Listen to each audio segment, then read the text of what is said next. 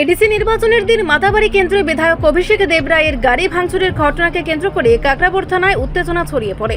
অভিযোগ, তীব্রমথার কর্মীরা এই হামলার সঙ্গে যুক্ত। ঘটনার পর 3 জনকে গ্রেফতার করা হলেও কিছুক্ষণের মধ্যেই তারা জামিনে মুক্তি পায়।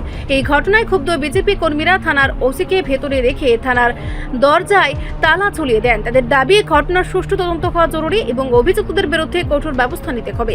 ঘটনাকে কেন্দ্র করে এলাকায় উত্তেজনা ছড়িয়ে পড়েছে। বিজেপি কর্মীরা অভিযোগ করেছেন, প্রশাসন নিরপেক্ষভাবে তদন্ত করছে না।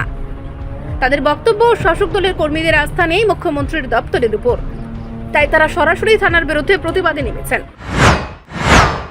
বিজেপি কর্মীদের উপর আক্রমণ চলছে কেন? কাকরাবন ওসি জবাব দাও। কাকরাবন ওসি জবাব দাও। নাইলে মাটি ছাড়ো। বিপ্লবতার নেতৃত্বে বিজেপি কর্মীদের উপর আক্রমণ চলছে কেন? কাকরাবন ওসি জবাব দাও।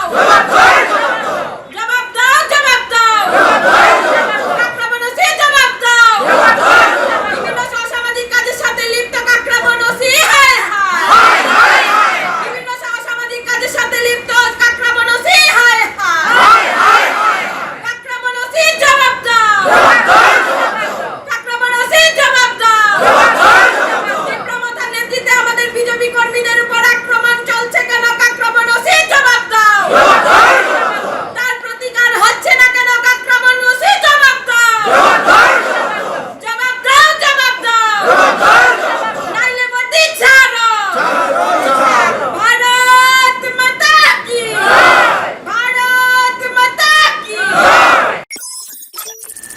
রিপোর্ট, সংবাদ প্রতীক্ষা।